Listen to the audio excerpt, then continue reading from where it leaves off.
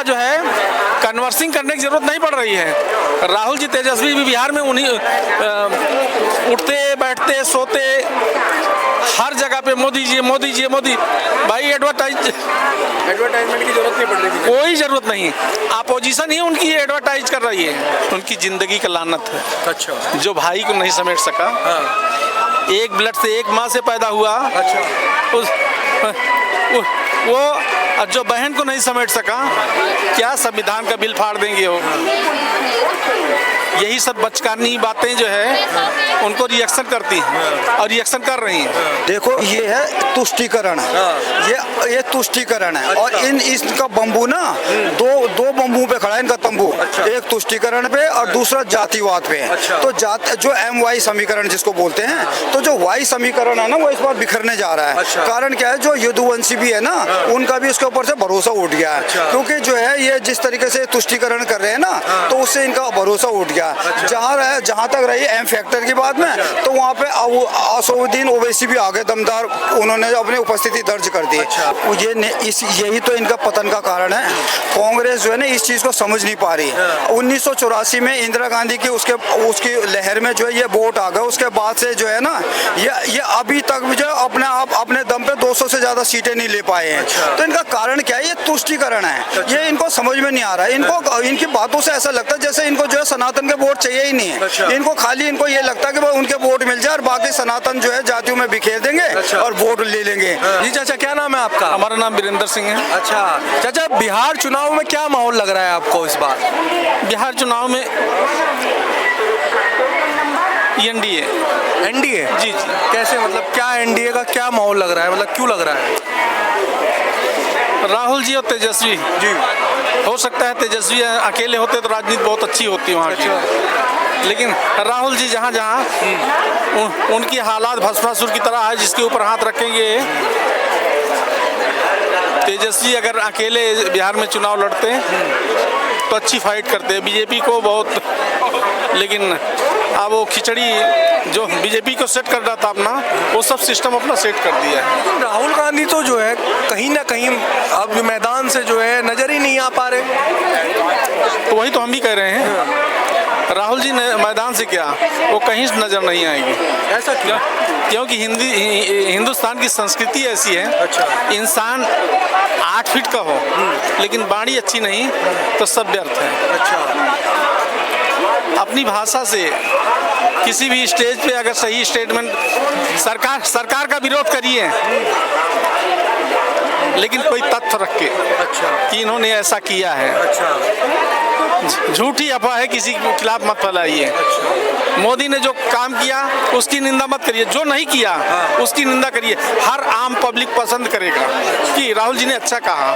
लेकिन हर चुनाव में देखने को आता है, राहुल हो या पूरा विपक्ष, कहीं ना कहीं जितने भी चुनाव आते हैं सभी चुनावों में तमाम जो मुद्दे नहीं कर पाई सरकार, उन्हें छोड़ करके वोट चोरी, पहले ईवीएम आया करता था, वोट चोरी आने लगी है।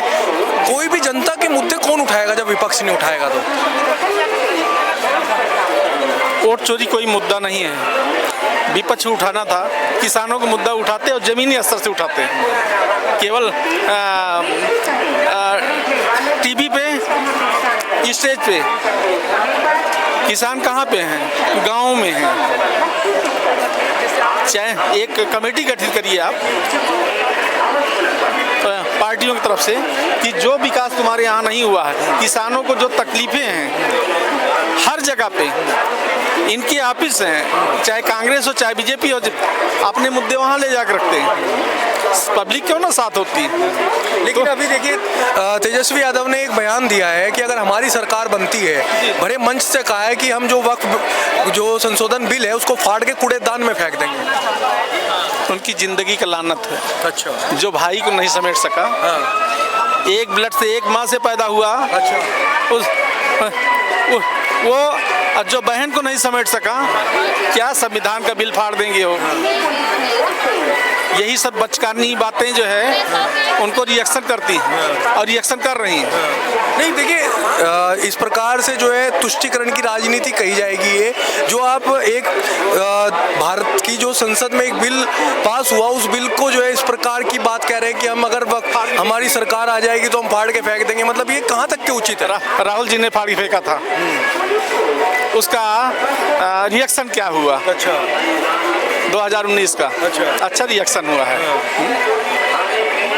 और उसी भाषा को, राहुल जी की भाषा को तेजस्वी जी, ऐसा है पब्लिक है सब कुछ जानती है, इसको गरीब मत समझो। ये सूखी रोटी जरूर खाती है, लेकिन हर एक के ऊपर नजर रखती है हमारा नेता। दूसरी बात बेटा, हम ये कहेंगे ये लोकसभा चुनाव नहीं है, ये विधानसभा चुनाव है। और विधानसभा के चुनाव हर आम पब्लिक की नजरें केवल ये है कि हमारे क्षेत्र से विधायक कौन होगा, आरजेडी को होगा, बीजेपी को होगा, कि किसी भी पार्टी को, वो विकास के ऊपर, क्योंकि वो बिहार नहीं रह गया, बिहार बदल गया है। अब बिहार को कुछ विकास दिखाई दिया है तो ऐसा चेहरा चुन के लाएगी अपने क्षेत्र में कि जो विकास करे। ये जान रही है केंद्र में बीजेपी सरकार है, अगर हम किसी दूसरी पार्टी को देते हैं तो वहीं पे हमारा विकास रुक जाएगा। हाँ, विकास सही, उसी जगह हमारा विकास रुक जाएगा। तो हर पब्लिक ये, आम पब्लिक ये चाहती है, जब तक केंद्र और राज्य दोनों एक नहीं होंगे तब तक विकास नहीं होना है। देखिए, आपको लगता है बिहार में कुछ डेवलपमेंट आया, विकास हुआ? विकास नहीं हुआ बेटा। आप आज ये डिबेट आप लाल किले से कर रहे हैं, आप बिहार में जाके देखिए, आज के 20 साल की स्थिति पहले देखिए और आज की स्थिति देखिए, तो दोनों में आपको डिफरेंस आएगा। और एकाएक तो कोई डेवलप नहीं होता है ना, कोई विकास एकाएक नहीं होता है। तो बुराइयां करने से पहले कोई भी पार्टी हो, राहुल जी हों, अच्छे नेता हैं, थोड़ा सा अपनी भाषा शैली पे संयम रखेंगे तो मंजिल बहुत नज़दीक होगी। ऐसी भाषा बोलते रहेंगे तो वो बीजेपी का प्लस पॉइंट होगा। वो बीजेपी को ज़्यादा जो है कन्वर्सिंग करने की ज़रूरत नहीं पड़ रही है। राहुल जी तेजस्वी भी बिहार में उन्हीं उठते बैठते सोते हर जगह पे मोदी जी मोदी जी मोदी, भाई एडवर्टाइजमेंट की जरूरत नहीं पड़ रही, कोई जरूरत नहीं। अपोजिशन ही उनकी एडवर्टाइज कर रही है। भाई साहब देखिए, जैसे तेजस्वी यादव ने कहा है कि अगर हमारी सरकार बिहार के अंदर बनती है तो वक्फ संशोधन बिल को हम फाड़ करके कूड़ेदान में फेंक देंगे, इस पर आप क्या कहना चाहेंगे? देखो, पहले तो उसकी सरकार बन रही है, अच्छा, एनडीए रिपीट कर रही है, अच्छा, दूसरा वो जितनी भी बयानबाजी कर रहा है ना, ये उसको खुद को भी पता है कि वो नहीं आ रहा है, अच्छा, तो क्रिकेट की भाषा में एक गुगली नहीं बोलते, गुगली, हाँ, तो वो एक गुगली फेंक रहा है, अच्छा, कि जिससे कि पब्लिक उसके झांसे में आ जाए कि शायद ऐसा हो जाए, लेकिन ऐसा होने वाला नहीं। पब्लिक समझदार है और जो एनडीए रिपीट होने जा रही है। तो एनडीए ने, मतलब विपक्ष कह रहा है कि एनडीए ने 20 साल से लगभग सरकार रही है एनडीए की, बिहार के अंदर कोई कार्य नहीं करे, बेरोजगारी जो केतु है, लेकिन बिहार के अंदर अभी तक कोई भी ऐसा कार्य नहीं करा जो बिहार के अंदर मोदी जी जाकर खड़े होकर के कह सके। देखो, काम बहुत हुए हैं बिहार में।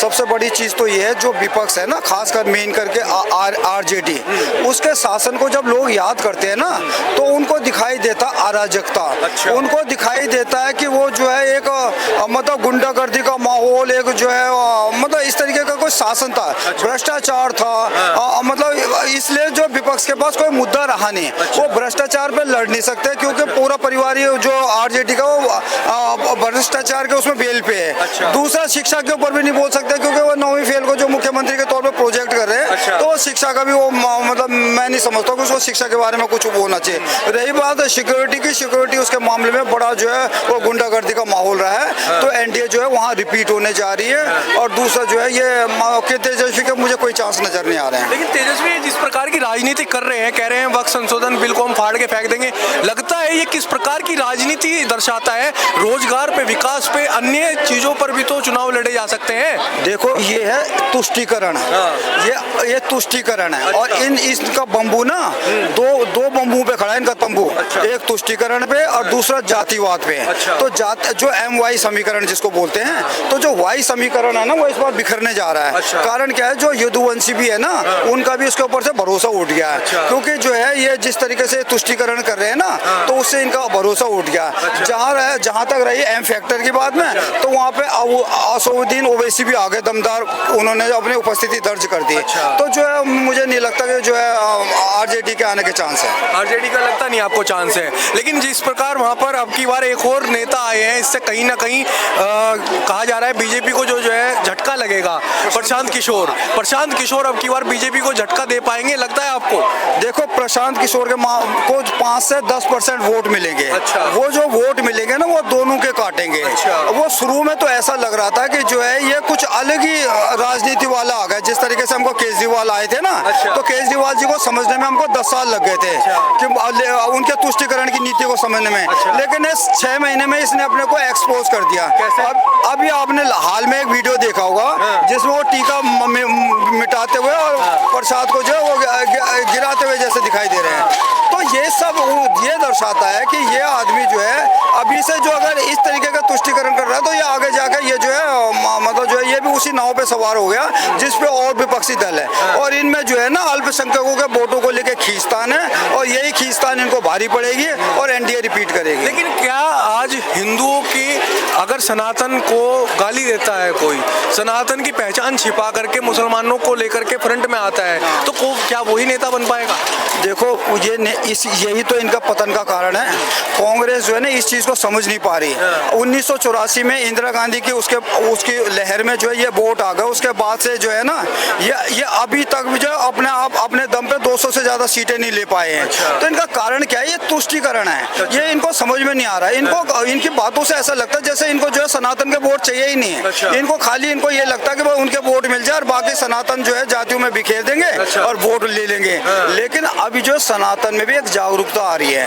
वो जातिवाद के ऊपर जो है ना धर्म को देखने लग गए हैं और ये भी एक वजह है। लेकिन आपको लगता है ओवैसी कुछ बिहार के अंदर अब की बार चमत्कार दिखा पाएंगे? ओवैसी जो आएंगे ना उससे क्या है, जो मुस्लिम वोट है ना इसमें बिखराव आएगा। बिखराव आने का कारण क्या है? जिस तरीके से तेजस्वी ने ना उप मुख्यमंत्री के तौर पे जो एक 2% समाज जो सैनी समाज है बोलते हैं, उनके जो सैनी है उनको जो मुख्यमंत्री के लिए किया है, लेकिन मुस्लिम समाज से कुछ नहीं किया, जबकि मुस्लिम समाज से उनका वोट बैंक है। तो उन्होंने कहीं ना कहीं वो एक तरीके से ठेंगा जैसा दिखा दिया उनको। तो ये चीज उनके ऊपर भारी पड़ने वाली है। ओवैसी मजबूत उपस्थिति दर्ज करने वाले हैं जिसकी वजह से वोटों में बिखराव आएगा और वैसे भी जो है एनडीए जो है ना भारी बहुमत से जीतेगी। हाँ, और दूसरा क्या है कि जो एनडीए की जो मैं बहुमत से आने की बात कर रहा हूँ ना, बिहार में अधिकतर इलेक्शन जो हुए वो जातिवाद पे हुए हैं। लेकिन इस बार क्या है, जातिवाद के ऊपर राष्ट्रवाद भारी पड़ेगा। राष्ट्रवाद की लहर है। इसी लहर का नतीजा है कि महाराष्ट्र, दिल्ली और हरियाणा में जिस हरियाणा में वो कोई चांस ही नहीं बता रहे थे, तो राष्ट्रवाद की लहर में जो है वो बीजेपी निकल गई। राहुल गांधी और विपक्ष तो पूरा कह रहा है ये वोट चोरी की लहर है। देखो, वोट चोरी, ये वोट अधिकार यात्रा भी जो उन्होंने निकाली थी ना, वो उनकी एक मोए और फजीयत यात्रा बन के रह गई। ऐसा इसलिए हो गया कि वो जिनको भी हाईलाइट कर रहे थे ना, वो जिनको भी ला रहे थे सामने, वही लोग पहले तो बोल रहे थे कि हमारे वोट करके हमारे परिवार के वोट कट गए। तो बाद में 15 मिनट के बाद ही वो लोग इस चीज से जो है मना करते हुए नजर आए। तो यही सब है। तो कुल मिलाकर के विपक्ष के पास कोई इशू नहीं है बोलने के लिए। और दूसरा लोगों ने ये भी देखा कि भाई जब ऑपरेशन सिंदूर के दौरान किस तरीके से विपक्ष का रवैया रहा, जहां उन्हें अपने देश की एकता में के सुर में सुर मिलाना चाहिए था, अपने देश के सुर में सुर मिलाना चाहिए था, वो वहां जो है पाकिस्तान और समय पड़ने पर अमेरिका के सुर में भी सुर मिलाते हुए नजर आ रहे थे। वो हमारी जीत में, हमारे देश की जीत में हाथ ढूंढ रहे थे। वो बार बार राफेल की गिनती करवा रहे थे कि कितने राफेल गिरे। तो इस तरह का जब उनका व्यवहार रहा ना, वो भी लोगों के दिमाग में है और वही जो वोटिंग पे असर करेगा। और बाद में जो है ये ईवीएम का बहाना बनाकर रोना रो करके वो खत्म हो जाएगी लड़ाई। धन्यवाद। एक चीज और बोलना चाहता हूँ, अब विपक्ष के पास सिर्फ 3 ही काम रह गए और इलेक्शन का इंतजार करना, जीत का दावा करना और हारने के बाद जो ना ईवीएम का रोना। और ये रोते ही रहेंगे जब तक जो है ये सनातन को ठेस पहुंचाते रहेंगे और राष्ट्र के अगेंस्ट, मोदी विरोध में, राष्ट्र के विरोध में जाएंगे। तो धन्यवाद।